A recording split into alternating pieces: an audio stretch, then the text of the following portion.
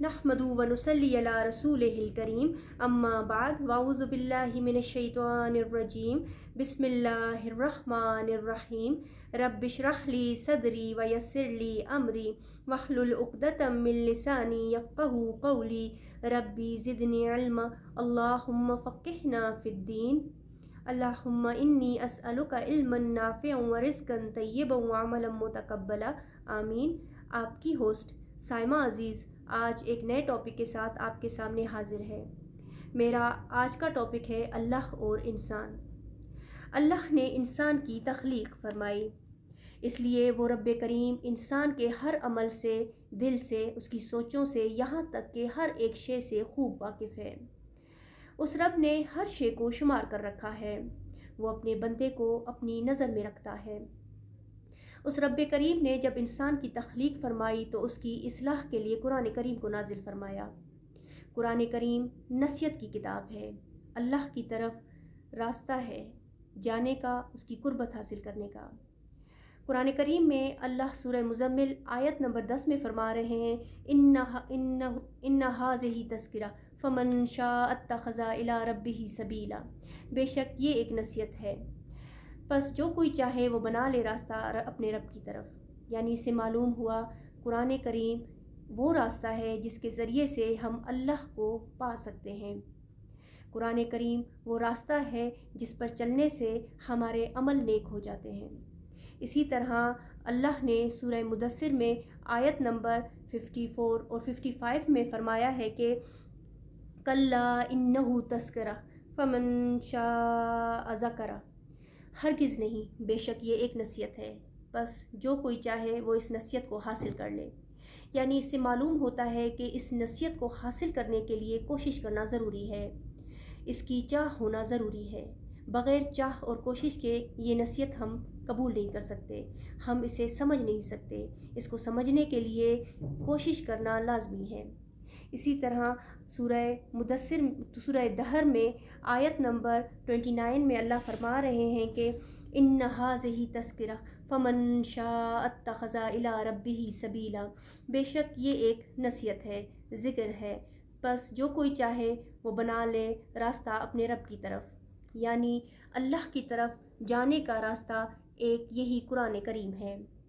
معلوم ہوا کہ یہ ایک ذکر ہے، نصیحت ہے، انسان کے ذکر سے نصیحت کی جا رہی ہے، نیک صالحین انسانوں کی اور انبیاء کرام کی، اور پھر بہت سارے ایسے لوگوں کی جنہوں نے گناہوں میں مبتلا ہو کر سزا پائی، ان کا ذکر اس قرآن میں بتایا جا رہا ہے۔ اللہ نے انسان کے ذریعے اپنا اور اپنی مخلوق کا تعارف کروایا۔ وہ لوگ جو انسانوں کو چھوڑ کر یہ سمجھ لیتے ہیں کہ وہ اللہ کو پا لیں گے تو وہ کبھی بھی سیدھی راہ پر نہیں ہیں، ان کی گمراہی یقینی ہے۔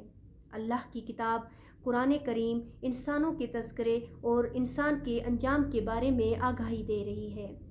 انسان کو اللہ نے انسان کو بلند مقام عطا فرمایا ہے۔ ہم یہ نہیں کہہ سکتے کہ ہم دنیا کو چھوڑ کر، دنیا کے انسانوں سے دور رہ کر اللہ کو پالیں گے۔ اللہ سے عشق کے دعوے کرنے والا کبھی بھی انسانوں سے بیزار نہیں ہوتا۔ جو انسان سے بیزار ہو وہ کبھی بھی اللہ کی قربت کو حاصل نہیں کر سکتا۔ اللہ نے گناہ سے روکا ہے، نافرمانی سے روکا ہے، بد اخلاقی سے روکا ہے، حرام سے روکا ہے، مگر انسانوں کے ساتھ تو نرمی اور مخلصی کا رویہ اختیار کرنے کو بولا گیا ہے۔ سوچئے انسان کی محبت اور خدا کی محبت میں کیا فرق ہے؟ اللہ کے حوالے کے بنا انسان کی محبت میں گمراہی آ سکتی ہے، شرک میں انسان مبتلا ہو سکتا ہے۔ اسی طرح ہمیں انسانوں سے بیزاری، نفرت اور اکڑ اللہ سے قریب نہیں کر سکتی۔ اگر کسی انسان کا دل توڑ دیا جائے تو اللہ اس بندے سے ناراض ہو جاتا ہے۔ انسانوں سے صلح رحمی، نرمی، محبت، اخلاق انسان کو بلندی عطا کرتی ہے۔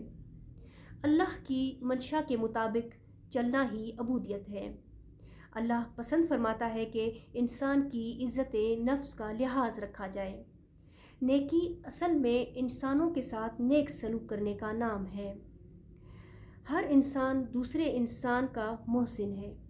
جب وہ کسی کی بھلائی کو قبول کرتا ہے، احسان مند ہوتا ہے، تو دونوں کے درجات بلند کر دیے جاتے ہیں، انعامات کی بارش ہوتی ہے، اللہ کی ہر مخلوق اس کے لیے دعا گو ہو جاتی ہے۔ اللہ کے ہاں انسانوں کے تذکرے ہوتے ہیں۔ جب ہم اللہ کا ذکر کرتے ہیں تو اللہ ہمارا ذکر بلند کرتا ہے۔ اللہ کے نزدیک انسانوں کی بہت بڑی اہمیت ہے، مگر انسانوں کے لیے اندازہ لگانا انتہائی مشکل ہے کہ اس کی اصل قدر کیا ہے، اس کی اہمیت کتنی ہے۔ ہماری نیکیاں انسانوں کے ساتھ، ہماری ہمدردیاں انسانوں کے ساتھ جڑتی ہیں، تبھی ہمارے اعمال نامے میں نیکیاں لکھی جاتی ہیں۔ یعنی ہر عمل، ہر نظام، ثواب، گناہ انسانوں ہی کے ذریعے سے مرتب ہوتا ہے۔ یہ دعویٰ شیطان کا تھا کہ میں صرف اللہ سے محبت کرتا ہوں اور اللہ کی مخلوق سے مجھے کچھ لینا دینا نہیں ہے۔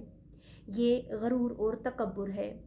شیطان نے انسان کے وجود کا انکار کیا، اس لیے اس کے کیے ہوئے سارے سجدے، اس کے ساری نیکیاں سب رائیگاں ہو گئیں۔ ہمارا سارا عمل بھی دوسرے انسان کے ساتھ جڑا ہوا ہے۔ غور کیا جائے تو کوئی انسان دوسرے انسان کی وابستگی کے بنا بیکار ہے۔ یعنی اگر ہمیں آنکھیں ملی ہیں، ہمیں نظر آتا ہے، مگر ہمارا منظر انسانوں کے چہروں سے بنا ہے۔ اگر نظارہ نہیں تو نظر کا کیا کام؟ اسی طرح ہمارے کان سننے کی صلاحیت تو رکھتے ہیں، مگر وہ انسانوں کی آواز کے محتاج ہیں۔ اسی طرح ہمارے دل کو محبت سے بھر دیا گیا ہے، مگر انسان کے چہرے سے اس کے تعلق کو جوڑ دیا گیا ہے، اس کے اخلاق سے، اس کے عمل سے جوڑ دیا گیا ہے۔ ہمارے جذبات میں گرمی رکھ دی گئی اور احساسات میں احساسیت انسانوں کے وجود سے جوڑ دی گئی ہے۔ ہر شے کی رہنمائی انسان کے ذریعے سے ہی ملتی ہے۔ اللہ کی منزلوں کو حاصل کرنے کے لیے اللہ کے بندے سے تعلق جوڑ کر اس کی اہمیت کو سمجھ کر ہی ہم راستہ پا سکتے ہیں۔